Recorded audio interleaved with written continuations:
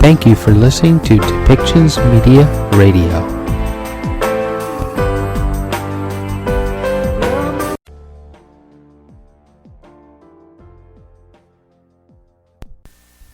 Welcome to Policy and Rights, the show about government policy and human rights.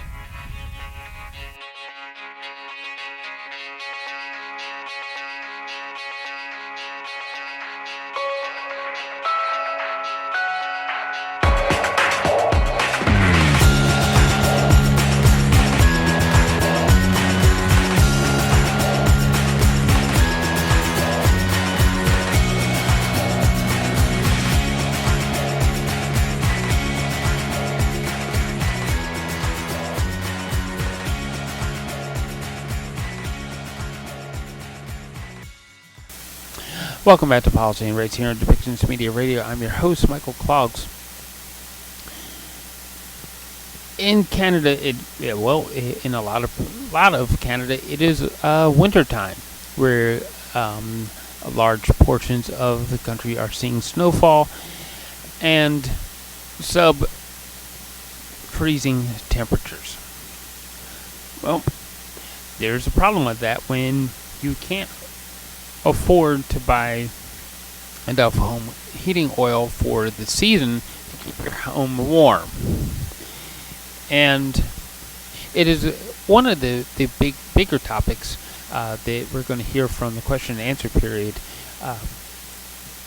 where the conservatives are saying how expensive things are, and how the liberals are saying that you should have voted for more liberals and you would have gotten a break on the home heating cost. Well, both statements were seemingly absurd, especially when you are simply just trying to keep your house warm and keep warm food on your family's dinner table. It doesn't seem as though either side really cares about the person in the middle, the average working family, the ones that are just trying to go earn a paycheck and pay enough bills to live just a mediocre life. The cost of housing, the cost of maintaining a home, whether you rent or you're buying, it doesn't matter. It is becoming increasingly expensive because of taxes, and taxes that don't really do anything but feed the corporations, like the carbon tax. So why don't we listen to what was said in the question and answer period, and be warned, there's a lot of pauses, because what happened when Parliament it just doesn't maintain their manners? We hear pauses because, well, one side can't hear over the other side. It's just noise. So the Speaker of the House pushes a mute button on all the microphones, and we hear a pause. So let's get on with it and hear how question and answer period went for November 6, 2023.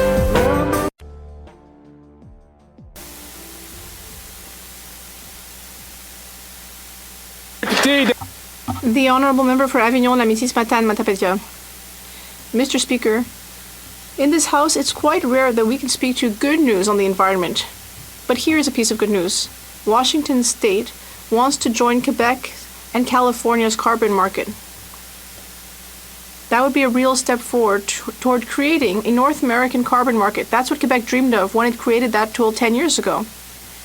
What Washington is doing should inspire Canadian provinces. It's not only the environmental decision to make, but also that's what allows Quebec to be exempted from the federal carbon tax. If Canadian provinces are tired of being under the federal carbon tax, they can get rid of it in the blink of an eye. And still better, they can do so by joining a system that gives more leeway to individuals and instead focuses on big polluters. So, once again, Mr. Speaker, why just complain when you can find concrete solutions? The honourable member from Leeds, Grenville, Thousand Islands and Rideau Lakes. This NDP Liberal government has admitted that their carbon tax makes it harder for Canadians to afford to heat their homes. Liberals said that only people who elect Liberals will get a break. But Canadians know, Canadians who can't afford to heat, eat, or to house themselves know that this Prime Minister just isn't worth the cost. Now, people in Ottawa have elected 7 Liberal MPs and, of course, our common sense Conservative leader. So the question is today, will the Prime Minister allow the 7 Liberal MPs to vote to take the tax off so Ottawans can keep the heat on? Ottawans and all Canadians should know that under this Conservative leader and Canada's common sense Conservatives, we will vote to axe the tax on gas, groceries, and home heating because this Prime Minister isn't worth the cost. The honourable member from Winnipeg North. Thank you, Mr. Speaker. One of the things I really enjoy is the opportunities to be able to visit Gurdwaras. You know, one of the most common words I hear at the Gurdwaras is the issue of seva. Seva is something which means to serve, to be a volunteer, which brings me to Kelsa Aid Canada. What a wonderful organization it is. Think about it. Recognize the whole human race as one. In Team Winnipeg, and across Canada, many different jurisdictions, over this last weekend, they served groceries for international students, Mr. Speaker. In Winnipeg, we've had groceries provided to the Main Street Project, the Bear Clan on Selkirk Avenue, Winnipeg Harvest. It's a wonderful way to save, Mr. Speaker, and it's a community that adds so much value. If you want to drop off some groceries, feel free to go to 1563 Logan Avenue. Thank you, Mr. Speaker. Questions orales, oral questions.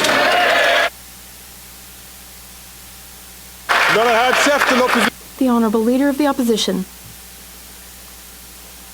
Quebecers have known for a long time now that this Prime Minister is not worth the cost. But the Bloc doesn't seem to understand that.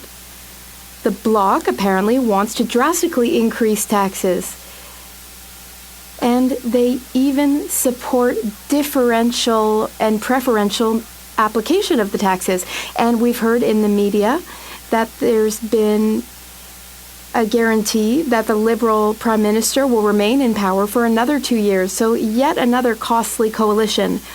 What concessions did the Prime Minister make to the Bloc Québécois in order to stay in power for another 2 years? The Honourable Deputy Prime Minister. Mr. Speaker, our government was proud to follow in Quebec's footsteps when it comes to daycare. Our government is also very proud to follow in Quebec's footsteps when it comes to climate action. Quebec has led very well. Quebec was one of the first provinces to put a price on pollution. And we are very happy to work with all Quebecers for the environment. The Honourable Leader of the Opposition. Pour le Premier ministre. Yes, but my question was for the Prime Minister, who is hiding and who is not worth the cost. My question is about the Bloc Québécois' decision to vote in favor of home heating taxes. Today, though, we've learned that the Bloc's desire to drastically increase this Prime Minister's carbon taxes are not random. The Bloc Québécois, in fact, has promised the Prime Minister that they will keep him in power in a 2-year costly coalition. What concessions did the Bloc get in order to keep this incompetent and costly Prime Minister in power? The Honourable Minister. Mr. Speaker, the opposition leader wants to talk about Quebec. Fine. The opposition leader wants to move Quebec backwards. They want to move Quebec backwards on basic rights, women's rights, climate change. They want to put firearms back in the streets in Quebec. The Conservative leader, he wants to send Quebecers and Canadians back to the Stone Age. L'honorable chef. The Honourable Leader of the Opposition. The Prime Minister is in Ottawa today, so the question is for him. He is panicked now and put a pause on the carbon tax for 3% of Canadians in ridings where his polls are plummeting and his MPs are revolting. Also revolting were the comments of a Liberal Rural Affairs Minister who stated that other Canadians would have got a pause on the pain if they had elected more Liberals, yet Northern Ontarians did elect Liberals. So the question for the Prime Minister, will he allow a free vote for his Northern MPs on our common sense motion to keep the heat on and take the tax off?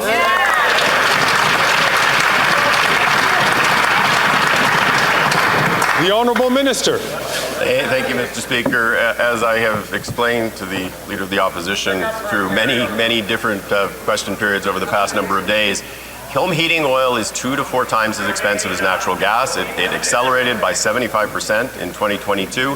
We have put into place a plan that will enable people to get off of heating oil, to have free heat pumps. It will save them up to $2,500 a year. It will make it more affordable, and at the same time, it will allow us to fight climate change. That is true for the 270,000 households that use heating oil here in Ontario.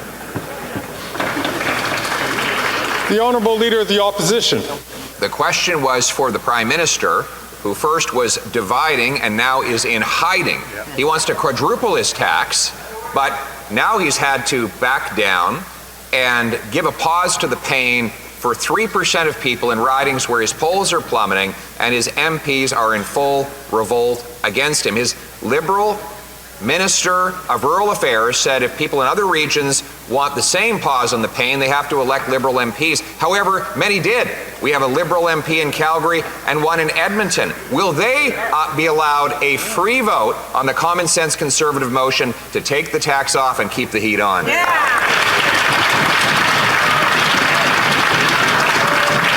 The Honourable Minister.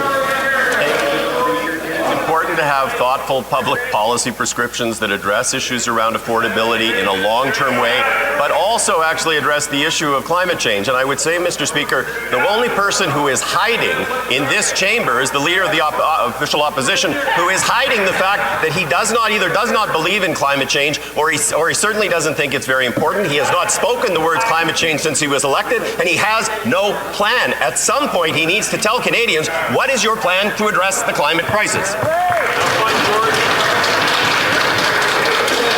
The Honourable Leader of the Opposition. Mr. Speaker, I'm right here while the Prime Minister hides and divides. And why wouldn't he hide? After all, he's in panic mode. He first promised to quadruple the tax on everyone, and then after I beat him in that debate, he decided to back down and lift the tax off 3% of people for a short period of time. His Rural Affairs Minister said that if other Canadians wanted the same pause from the pain, they needed to elect more Liberals. Well, Thunder Bay elected 2 Liberals. It's a very cold place. Will the members for Thunder Bay be given a free vote on our motion to take the tax off and keep the heat on?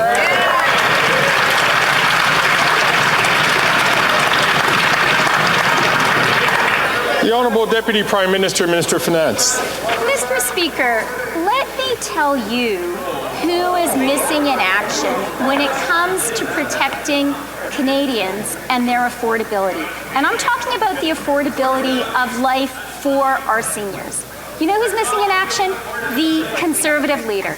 It took him 29 days to speak up for the Canada Pension Plan. But none of us should have been surprised, because last year he sought to eviscerate that plan, which is so important to every single Canadian, by seeking to freeze contributions. We can't trust Conservatives with our pensions or anything else.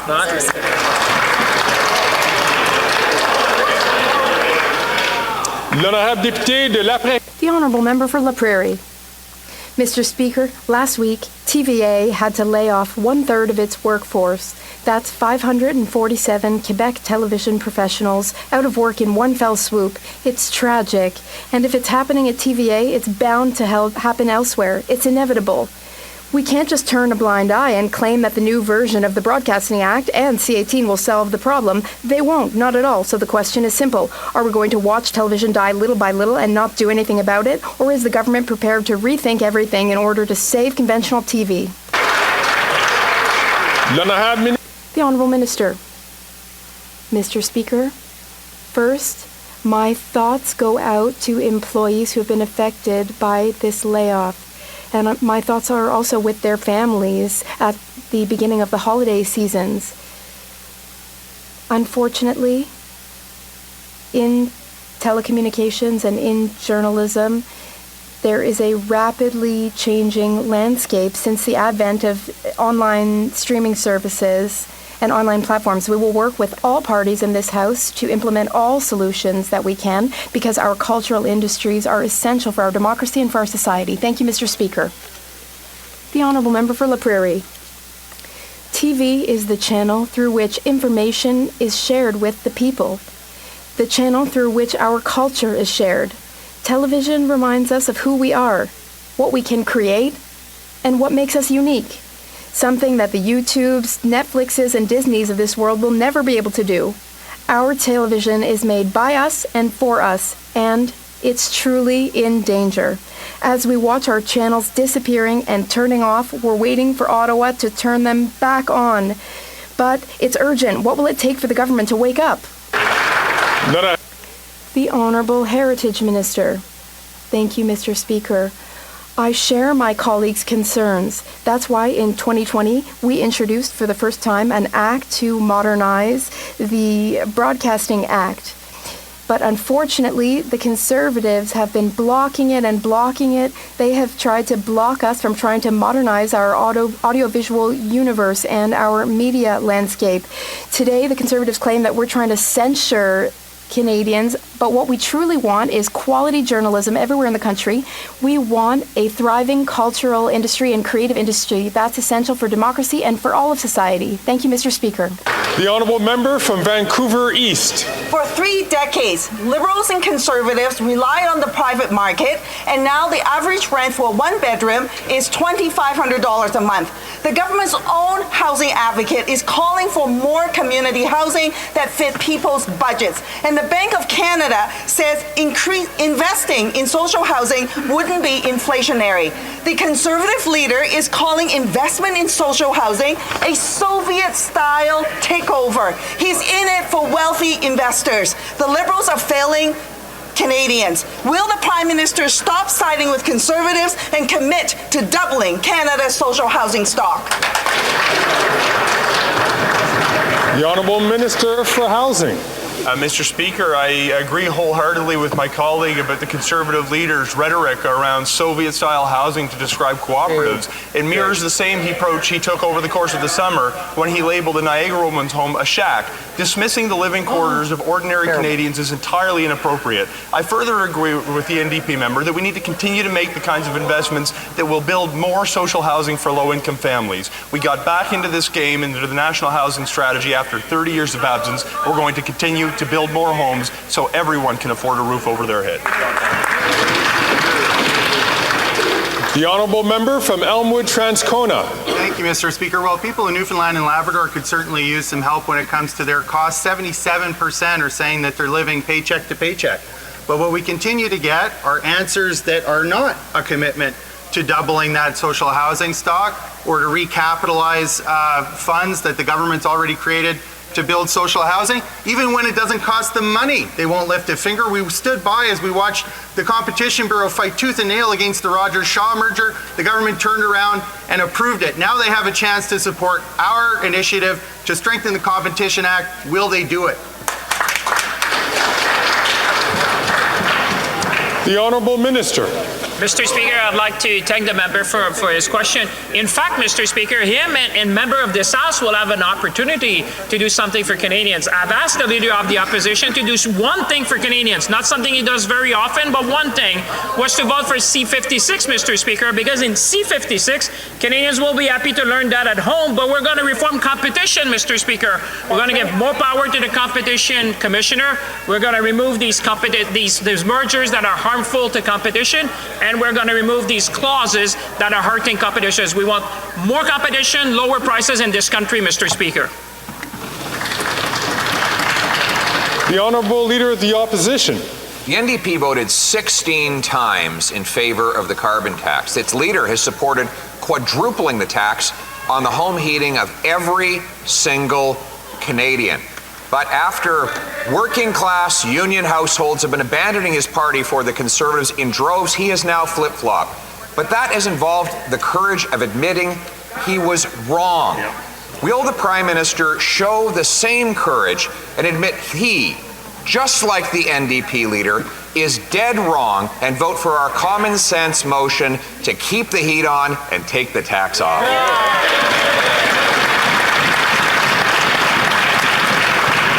The Honourable Minister. Mr. Speaker, I find it helpful when you deal with people who are closest to the problem. And in Atlantic, Canada, we have an Ecology Action Centre based in Halifax who wrote a statement that I think was prescient to the debate that's going on here. It says, energy poverty and climate change represent a direct threat to working class people in Nova Scotia.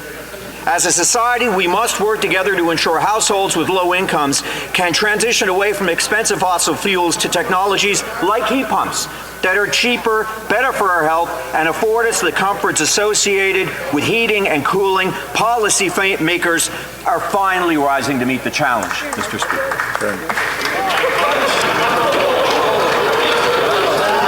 The Honourable Member from Regina Capel. After 8 years, the Prime Minister is just not worth the cost. Now he wants to quadruple the tax on home heating, gas, and groceries. But he decided to pause the pain for just 3% of families in areas where he's plummeting in the polls and his MPs are revolting. The Liberal Rural Affairs Minister said that if people on the prairies wanted a break from the carbon tax exemption, they should have elected more Liberal MPs. Well, the people in Sudbury did elect a Liberal. I visited there last week, and people there want to know why their MP has been unable to get them a pause on the pain. So simple question for the Prime Minister. Will he allow a free vote for the member for Sudbury on our motion to take the tax off and keep the heat on?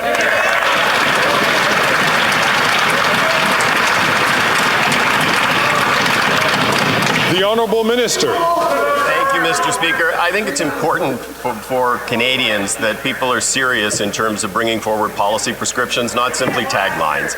We have put into place measures that will address a critical affordability issue. Home heating oil is 2 to 4 times as expensive as natural gas. It went up 75% during 2022.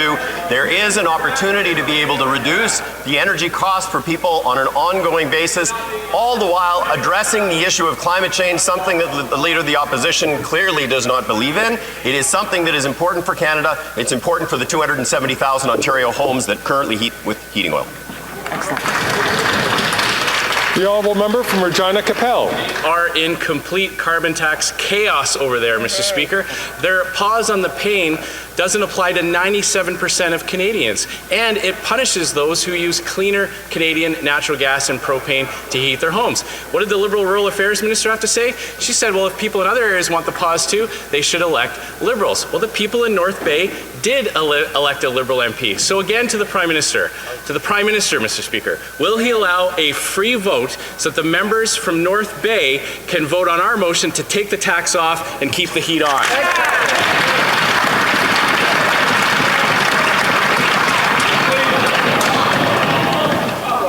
The Honourable Member is a veteran member of this House, and he knows that all questions, I will remind all members that all questions are directed through the Chair.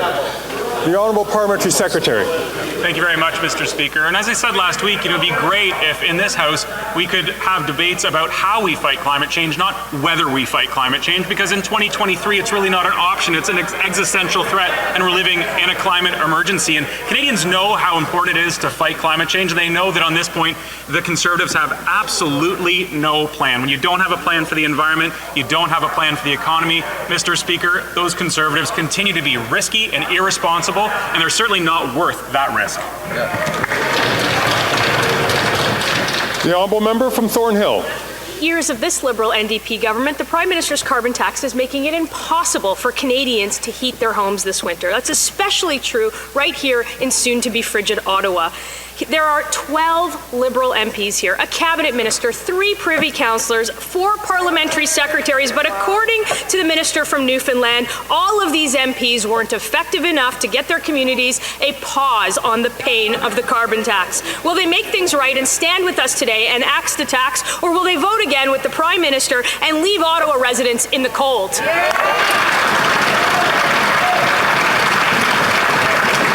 The Honourable Parliamentary Secretary. Thank you, Mr. Speaker. And you know, there was a time when Canadian progressive conservative voters could rely on members of that Conservative caucus for leadership on fighting climate change. In fact, the member from Wellington Halton Hills staked his entire Conservative leadership campaign on it. What he said exactly, and I quote, is, "The right way to do it is to price carbon through a revenue-neutral carbon tax." He staked his entire Conservative leadership campaign on that. Sadly, he lost. But you know, Mr. Speaker, I agree with him when he said we don't have a plan to fight climate change and reduce emissions, then we won't win the next election. That was true in 2019, that was true in 2021, and it's true today.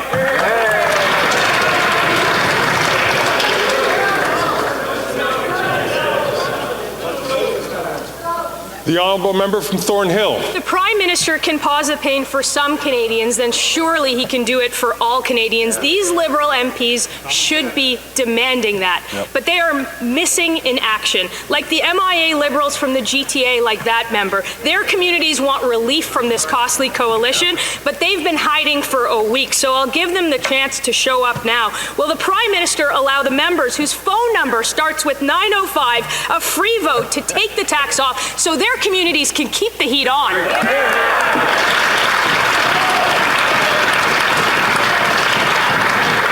The Honourable Government House Leader.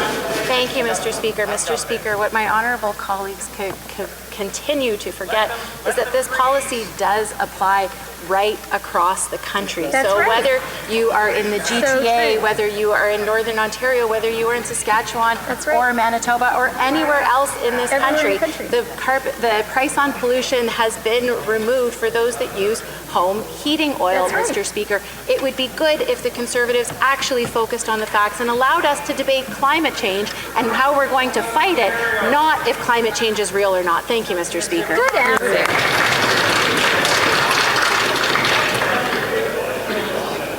The Honourable Member from Kenora.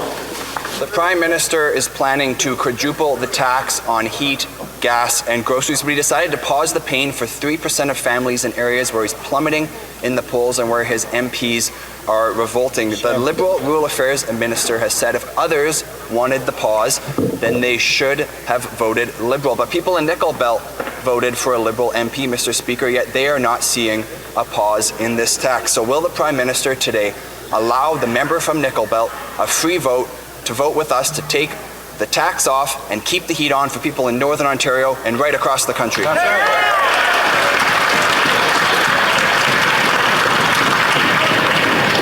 The Honourable Minister. Thank you, Mr. Speaker, and I am so proud to be a Northern Liberal Member of Parliament because what I do every day, Mr. Speaker, is I work with constituents who are telling me we need to take faster action on the climate because we are losing acres of forest, Mr. Speaker, because we are seeing droughts, yes, even in Northern Ontario, Mr. Speaker, making it harder to grow food, making it harder to grow our economy. My constituents expect me to advocate for a clean environment, and that's exactly what I'll do.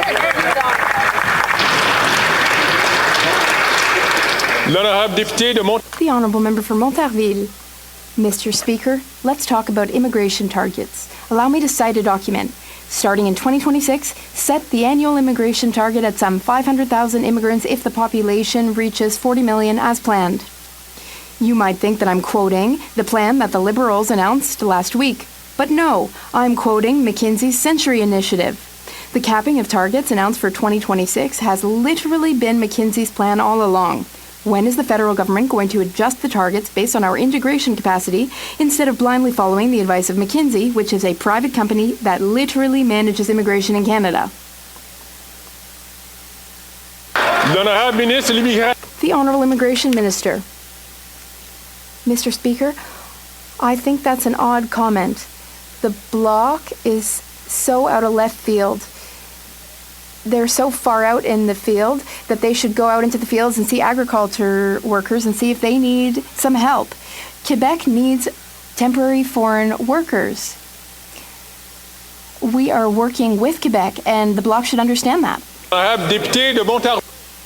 The Honourable Member for Montarville. Mr. Speaker, not only is Ottawa following McKinsey, Ottawa is following them blindly. McKinsey themselves confirmed that their immigration targets do not take integration capacity into account. Former CEO Dominic Barton said in committee last year, "The focus was solely on the economy. We were not thinking about the social context. We were thinking about productivity." Mr. Speaker, capping immigration targets at 500,000 means applying advice that does not take into account our integration capacity.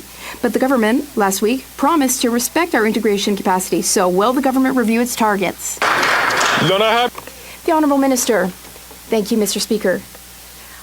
I never talked to McKinsey. I talked to Canadians who want more foreign workers. They want more immigrants to come and work in factories and in the fields. 500,000 is a reasonable target. It's a target 3 years down the line, and it has nothing to do with McKinsey's advice. The Honourable Member for Montarville. Mr. Speaker, the only difference between Ottawa and McKinsey is that Ottawa is going faster. McKinsey predicted that the population would hit 40 million by 2026. We reached that mark in June.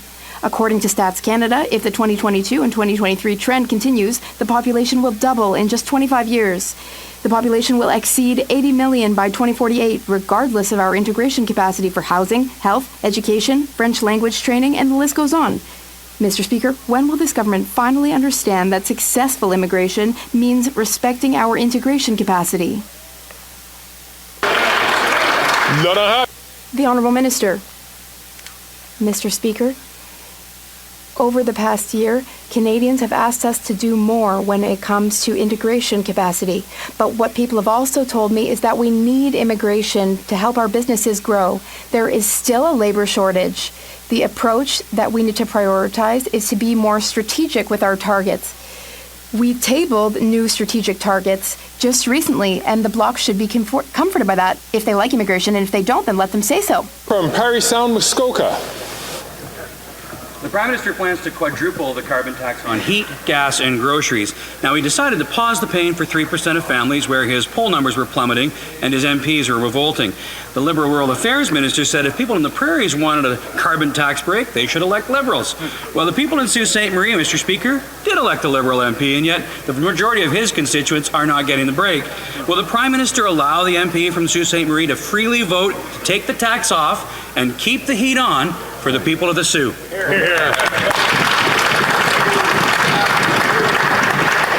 The Honourable Minister. Thank you, Mr. Speaker. The Conservative Party, as is often the case, is leaving out many important facts. 8 out of 10 Canadian families actually get more money back in the rebate than they pay in the price on pollution. It is an important part of having a robust plan to address climate change in a thoughtful way. With respect to home heating, it is a particular issue that we can invest in to ensure that we are actually saving money for people as we move forward while continuing to address climate change. The Conservative Party is hiding. They are hiding from science. They are hiding from evidence. They need to have a plan to fight climate change. Canadians expect more.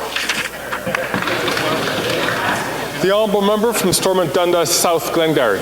Canadians are watching for today's vote on our common sense Conservative motion to take the tax off all forms of home heating for all Canadians. The Liberal Rural Affairs Minister said, though, that if people want a pause on the tax, they should have elected more Liberals in their region. But Thunder Bay did elect 2 Liberal MPs, and yet folks there aren't getting any pause. Instead, the Prime Minister plans to quadruple the tax on heat, gas, and groceries rather than treating them fairly. So the question is, will the Prime Minister allow these 2 Liberal MPs from Thunder Bay to vote freely to take the tax off so people can keep the heat on?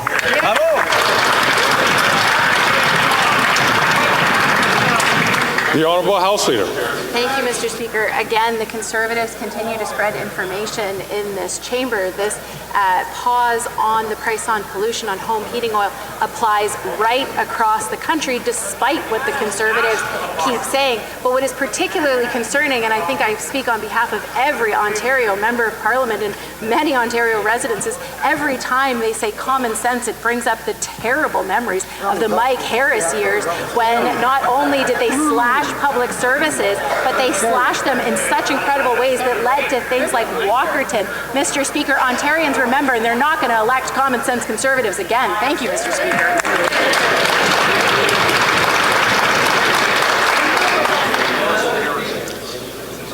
The honourable member from South Dundas, Stormont Dundas, South Glengarry.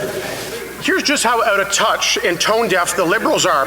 When asked if she'd support giving the same pause on home heating back home, their own minister right from Thunder Bay said, quote, "We don't have the same challenges in Northern Ontario that we see in Atlantic Canada," unquote. Well, I visited Thunder Bay last week, and let me tell you, Mr. Speaker, it gets very cold there too, just like Atlantic Canada. And after 8 years of this NDP Liberal government, the cost of living crisis there is so bad, the regional food bank can't keep up with surging demand, now at 12,000 people. Will the Prime Minister let his Thunder Bay MPs vote to give residents fair treatment, take the tax off, they can keep the heat on?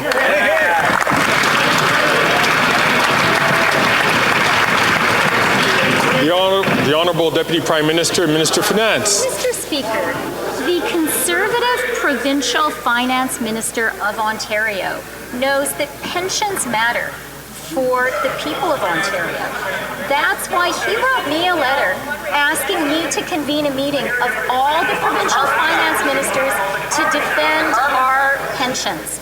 Will the Conservative MPs from Ontario be equally courageous and responsible in defending the pensions of the people of Ontario and support our effort to keep the pensions of all Canadians safe? Bravo.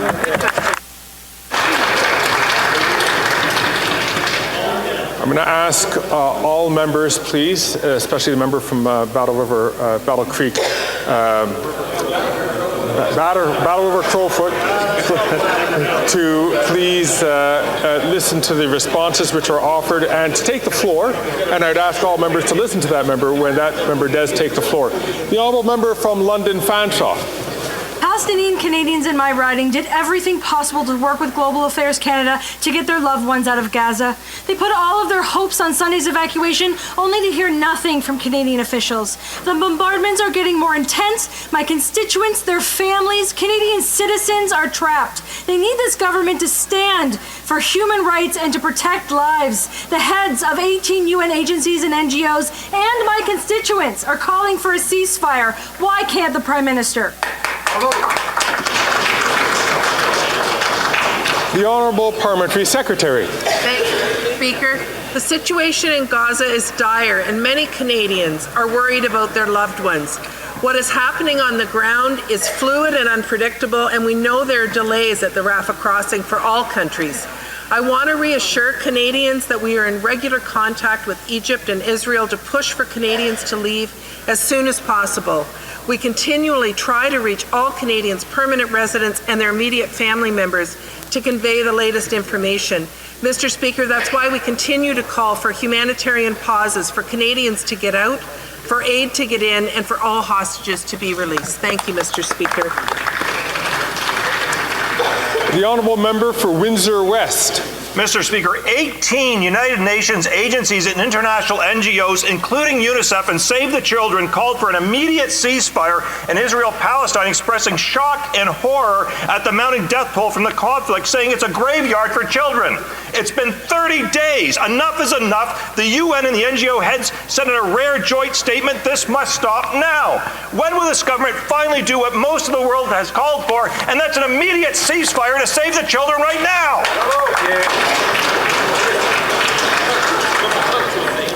The Honourable Parliamentary Secretary. Thank you, Mr. Speaker. We unequivocally condemn the Hamas terrorist attack.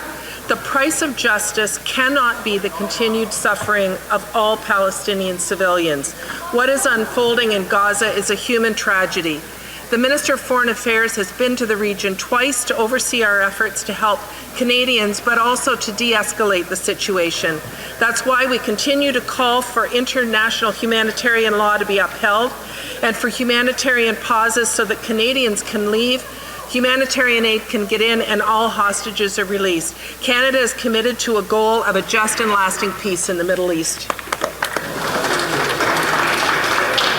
The honourable member from Yukon. Mr. Speaker, we know that many Canadian families are struggling to make ends meet. And this is particularly the case in the Yukon, where more than half of families spend over 30% of their income on housing. The Minister of National Revenue recently made an important announcement alongside Ms. Tracy Ann McPhee, Yukon Minister of Health and Social Services.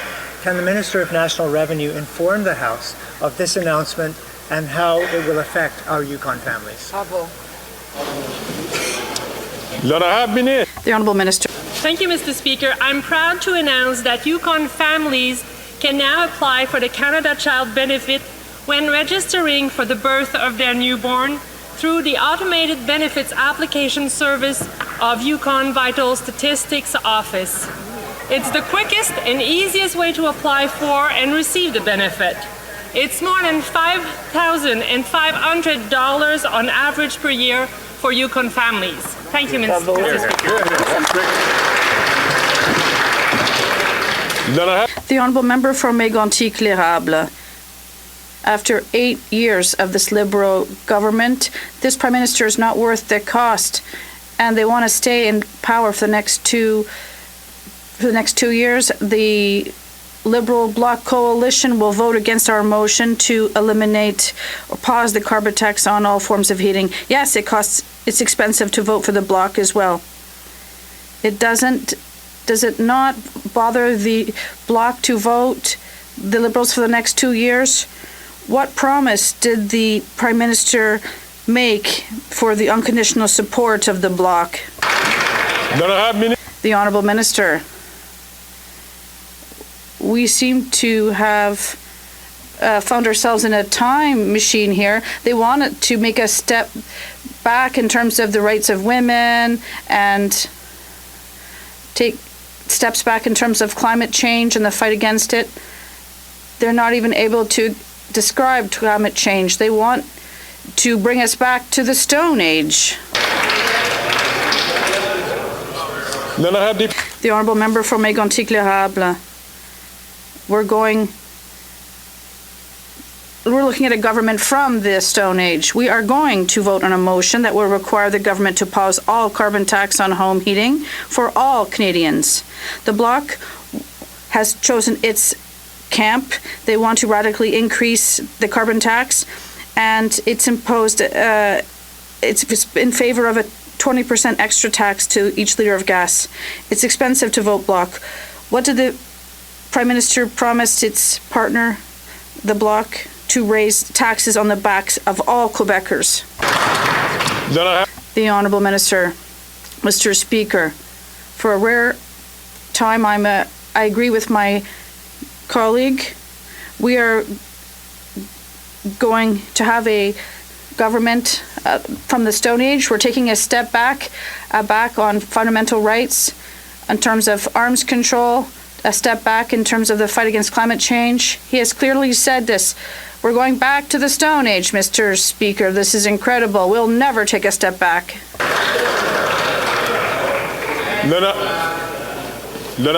The Honourable Member for Louis Saint Laurent. Mr. Speaker, after eight years of this Liberal government, who would have believed it? The Bloc is now behind supporting the Liberal government morally. They seem to be getting along quite well because their position in terms of heating divided Canadians. But that's exactly what the Bloc wants to do, divide and create problems. The Bloc wants to radically increase carbon tax. It will inspire them. My question is that will members be able to vote for common sense?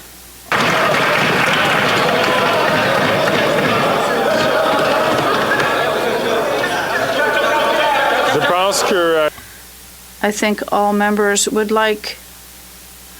Colleagues, order. I think all colleagues would like to hear the answer from the Honourable Minister. The Honourable Minister.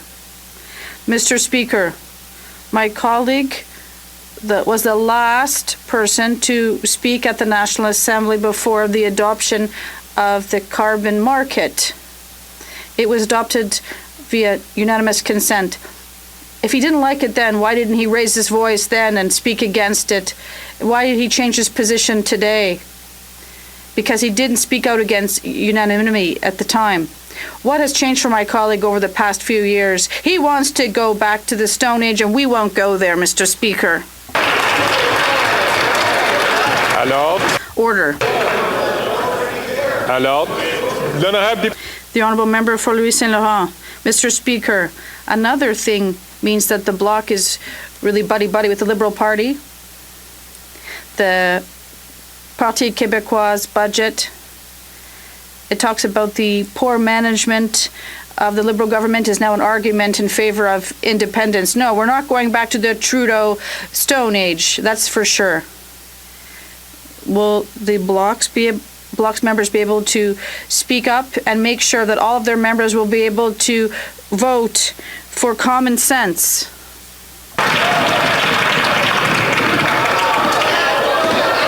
Alors? Order. The Honourable Minister. Thank you, Mr. Speaker. We're seeing once again that every time a Conservative member rises, there's something hiding. They're not able to say the truth. They're not able to take responsibility for what they did in the past. It's really rare when you have a Quebec colleague. Well, when they supported the carbon market, they should have been proud of what happened in Quebec and proud to be able to protect the environment across Canada. The Honourable Member for Rivière-du-Nord. Mr. Speaker, more than 221,000 SMEs are at risk of bankruptcy if the federal government does not defer repayment of CEBA loans without the loss of the subsidy. We're not talking about billionaire multinational companies. We're talking about small businesses that contribute to the vitality of our regions. Here in Rivière-du-Nord, 213 SMEs have alerted the Quebec Federation of Independent Businesses that bankruptcy is looming. Mr. Speaker, when will the Minister finally offer businesses the postponement they're asking for and avoid a wave of bankruptcies on her conscience? The Honourable Minister. Mr. Speaker, we've already granted small businesses one additional year to refund part of the CEBA loan. When they ask for more assistance, we offer greater flexibility in terms of refinancing and more time, and a one-year prolongation of the deadline for the refund. Unlike the Conservatives, that will bring us back to the Stone Age. Thank you, Mr. Speaker. Alors? Order.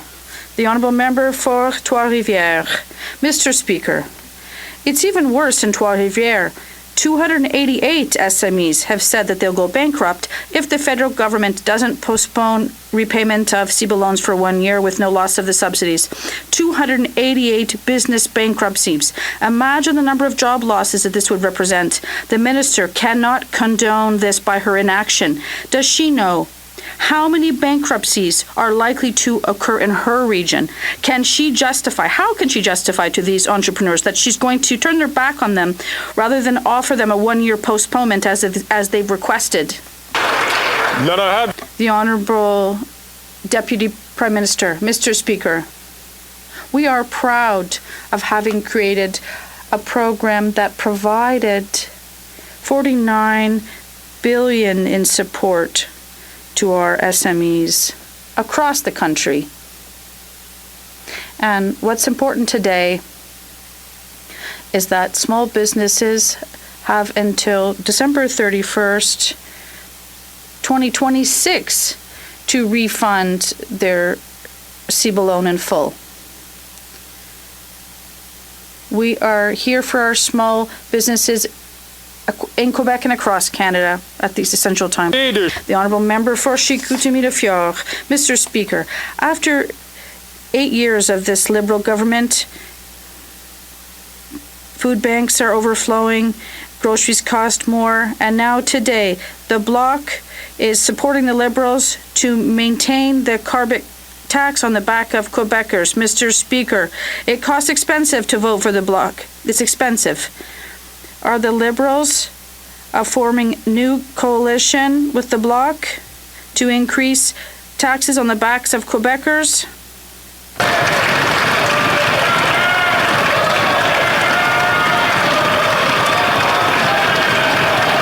Alors? Order. Order.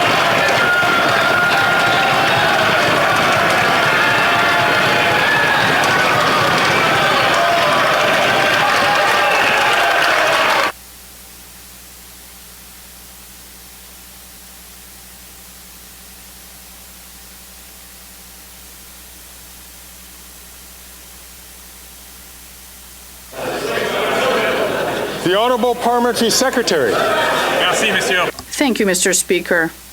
Unfortunately, I have to explain this once again. There is no carbon price in Quebec, a tax rather. Canadians are concerned by climate change, and we need a plan, Mr. Speaker. Those Conservatives, Mr. Speaker, are not worth the risk. And that is why we created a system. Thank you, Mr. Speaker. The Honourable Member from St. Albert, Edmonton. Mr. Speaker, after 8 years of this NDP Liberal government, Alberta got shafted yet again. With Liberal support collapsing in Atlantic Canada, this desperate Prime Minister gave Atlantic Canadians a pause on his punitive carbon tax on home heating, while Albertans got nothing. Today, the Liberal minister from Edmonton Centre has a choice. Will he support our common sense Conservative motion to axe the tax on home heating, or will he once again sell out his constituents to his boss, the Prime Minister?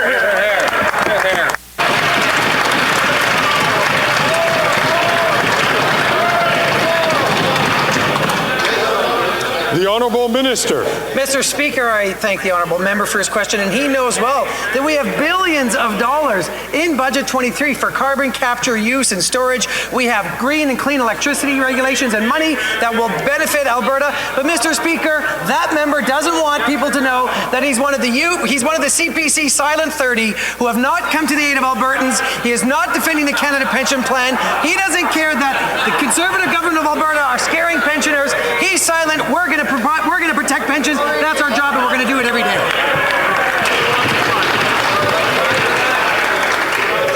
Get your resume out. The Honourable Member from Calgary Forest Lawn. Mr. plans on quadrupling the tax on gas, groceries, and home heating. He gave 3% of Canadians a pause on the carbon tax for home heating, where his poll numbers were tanking and his MPs were revolting. The Liberal Rural Affairs Minister said if people on the prairies want to pause on the tax, they should elect more Liberals. Well, the MP of Calgary Skyview is a Liberal, but his constituents don't get the pause. Will the Prime Minister let that member mail in a free vote on our common sense Conservative motion to take the tax off and keep the heat on, and shove this carbon tax where the Prime Minister's poll numbers are, in the gutter?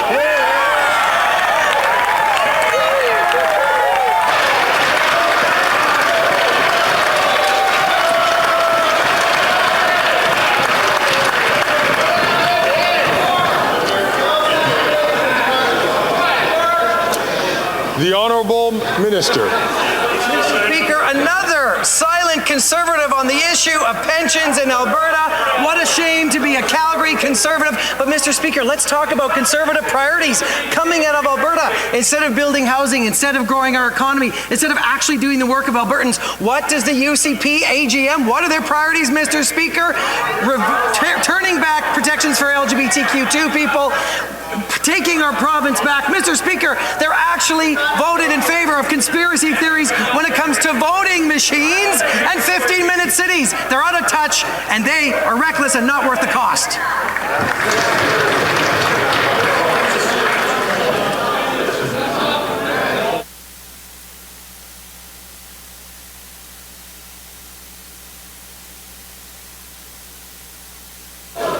I ask all members to please listen to their whips in terms of having more order in this House so that we can hear not only the questions but the answers.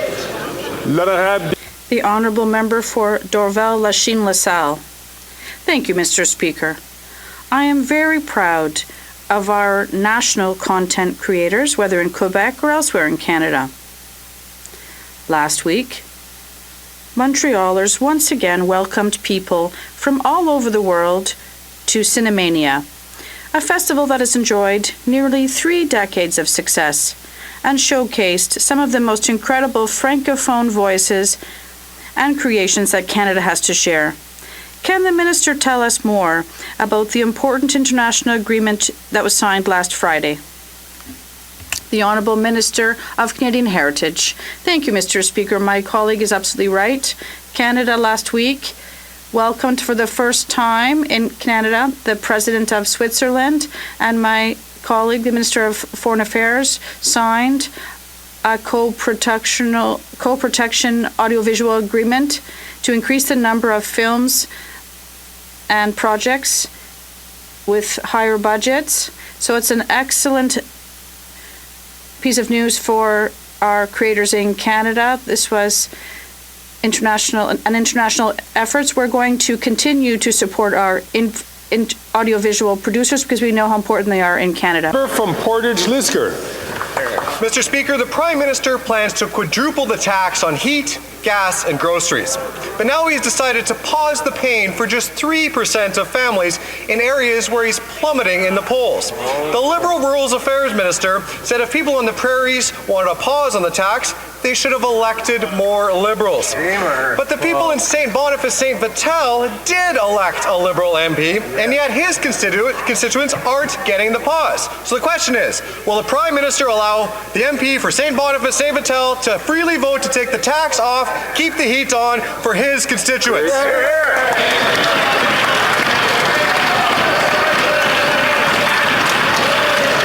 The Honourable Minister. Thank you, Mr. Speaker. The member is talking about a national program that risks to get rid of polluting, expensive home heating oil and to transition those homes with free heat pumps into those homes. Mr. Speaker, this national program is applicable across Canada. It's applicable in Manitoba, where are thousands of people who use home heating oil. It's great for the environment. It's great for affordability. I plan to support this. Hear, hear. The Honourable Member from Charleswood, St. James, Assiniboia, Headingley. The Prime Minister plans to quadruple the tax on heat, gas, and groceries. But then he decided to pause the pain for 3% of families in areas where he was plummeting in the polls and his MPs were revolting. The Liberal Rural Affairs Minister actually said if people on the prairies wanted a pause on the tax, they should have elected more Liberals. But here's the thing, the people of Winnipeg South Centre did elect a Liberal MP, and yet his constituents are not getting the pause. Will the Prime Minister allow that MP from Winnipeg South Centre a free vote to take the tax off and keep the heat on for people in his community?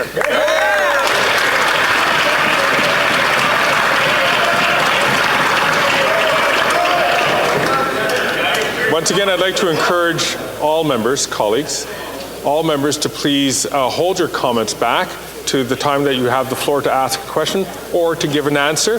That way we can hear everything that's going on from all ends of the House.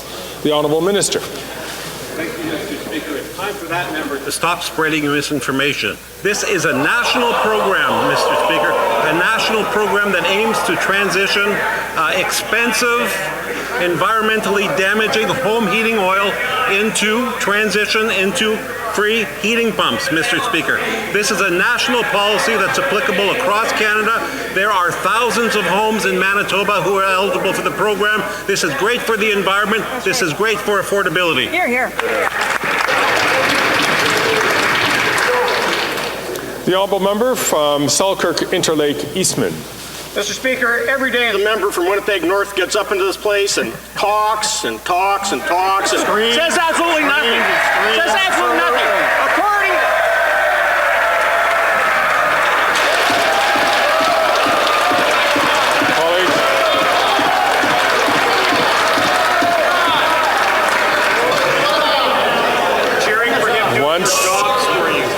once again, before I return to colleagues, before I return to the member from Selkirk, Interlake, Eastman, I'm going to ask all colleagues once again to please, when you have the floor, use it. When you don't have the floor, listen to the person who does. The honourable member from 25. Honourable member, excuse me.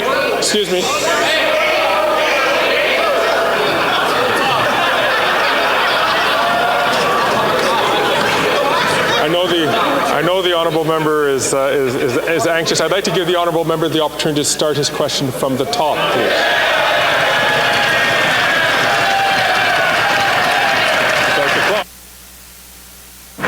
Well, Mr. Speaker, every day the member from North Winnipeg gets up here and all he does is talk. Only the Liberals like it because he says absolutely nothing. Now, according to the Rural Affairs Minister, the member from Winnipeg North failed to stand up and fight for Manitobans. Because of him, Manitobans have been left out in the cold. They can't afford to heat and eat after 8 miserable years of this Prime Minister and his punitive carbon tax.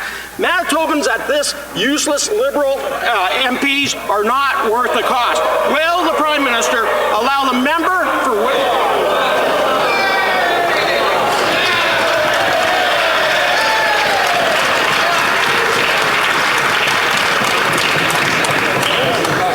I would have liked to have heard the honourable member's end of question. Unfortunately, the honourable member's time had expired, and then some. This is the reason why it's important for both sides of the House to please allow the member to ask a question without interrupting, so that we can hear the question and the member can profit from the full time that the member would be entitled to. Is the Honourable Parliamentary Secretary. Yes, thank you, Mr. Speaker. The member wants to hear more from me. I'm happy to. At the end of the day, I want to remind members across the way an issue with the Conservative Party. Remember, I always say they're like a fish on a dock, flip-flopping all over the place, Mr. Speaker. That applies on the carbon price too. I'll tell you what the leader of the Conservative Party doesn't tell Canadians. He's going to take away the rebate, Mr. Speaker. That's going to take out of the pockets 80% of the constituents of Winnipeg North, the people I represent, money out of their pocket. Shame on the leader for the official opposition for being so reckless and risky, Mr. Speaker.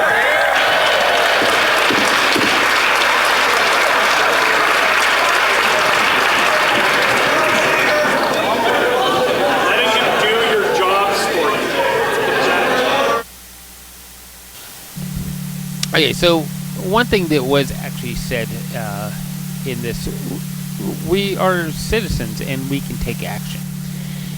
And we can write letters and we can make our opinion known to our political figures of how expensive it is to heat and maintain our homes, to purchase food because of carbon taxing, and how we actually feel about carbon taxing.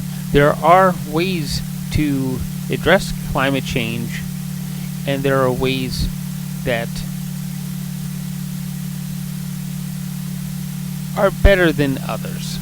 And maybe the carbon tax isn't exactly the best way for Canada to follow in their fight against climate change.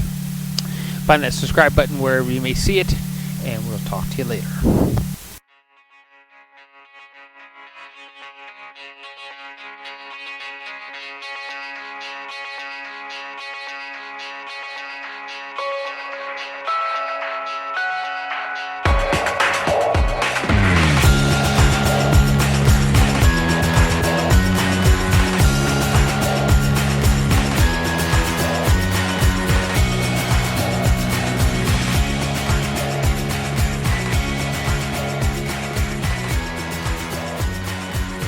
This show has been produced by Depictions Media. Please contact us at depictions.media for more information.